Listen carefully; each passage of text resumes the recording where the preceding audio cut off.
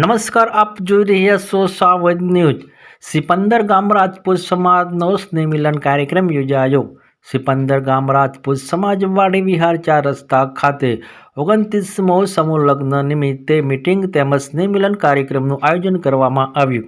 સિપંદર ગામ રાજપૂત સમાજ સમૂહ લગ્ન સમિતિના પ્રમુખ તેમજ મંત્રી દ્વારા આવનાર 29મો સમૂહ લગ્નને લઈ નવદંપતિના માતા પિતા તેમજ નવદંપતિ અને સમૂહ લગ્ન સમિતિના હોદ્દેદારોની ઉપસ્થિતિમાં 29મો સમૂહ લગ્ન બાબતે વિવિધ સૂચનો આપવામાં આવ્યા તેમજ 29મા સમૂહ લગ્ન વિશે ચર્ચા વિચારણા કરવામાં આવી। સિપંદર ગામ રાજપૂત સમાજનો 29મો સમૂહ લગ્ન ઉત્સવ તારીખ 1 ફેબ્રુઆરીના રોજ સિપંદર ગામ રાજપૂત સમાજ વાડી વિહાર 4 રસ્તા મુકામે યોજાશે। આ સમૂહ લગ્ન ઉત્સવમાં કુલ 19 નવદંપતિ પ્રભુતામાં પગલાં પાડશે। સમૂહ લગ્નમાં સમાજના વિવિધ દાતાશ્રીઓનો ખૂબ સહયોગ રહ્યો છે, જેમાં આજે ચણિયાચોળીના દાતા શ્રી વડાસન વીર મહારાજના સેવક વિહોલ કિરીટસિંહ શંકરસિંહ દ્વારા 19 દીકરીઓને ચણિયાચોળી આપવામાં આવી। પ્રમુખ તેમજ મંત્રીશ્રીએ જણાવ્યું કે સમાજના બંધારણમાં રહો અને સમાજ સાથે રહી સમાજ વધુ મજબૂત બને, સમાજ વધુ પ્રગતિશીલ બનાવવાનો સંદેશ આપ્યો।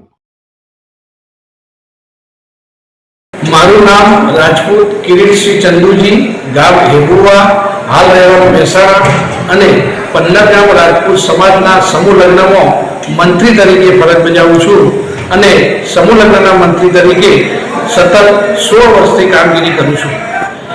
શ્રી પંદર ગામ રાજપૂત સમાજ તરફથી 29મા સમૂહ લગ્નનું આયોજન કરવામાં આવેલ છે।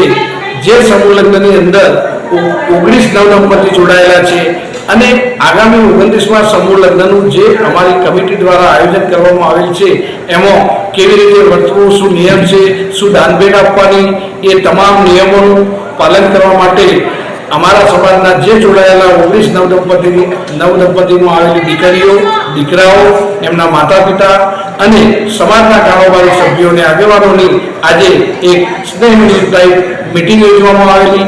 એ મિટિંગની અંદર અમારા આગામી સમૂહ લગ્નમાં જે આયોજન કરવાનું છે અને એ સારી રીતે સફળતાપૂર્વક પાર થાય એ માટેની સૂચનો અમારા તરફથી આપવામાં આવ્યા અને દરેકને સંયમતા પાડવી, સમૂહ લગ્ન સફળતાપૂર્વક પાર પાડવા માટે દરેકને સૂચનો કરવામાં આવ્યા।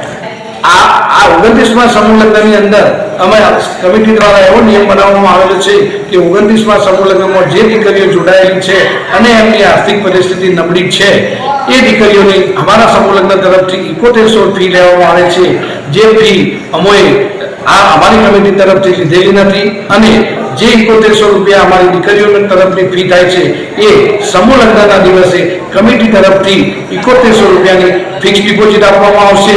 તેમજ આ સમૂહ લગ્નમાં જોડાયેલી માતા પિતા વગરની જે દીકરીઓ છે એ દીકરીઓને એ જ રીતે એમની લગ્ન ફી 7100 રૂપિયા લેવામાં આવેલી નથી અને એમની જે 7100 રૂપિયા ફી થાય છે એ સમૂહ લગ્ન તરફથી સમૂહ લગ્નના દિવસે ફિક્સ ડિપોઝિટ કરીને આપી એમને સર્ટી આપવામાં આવશે।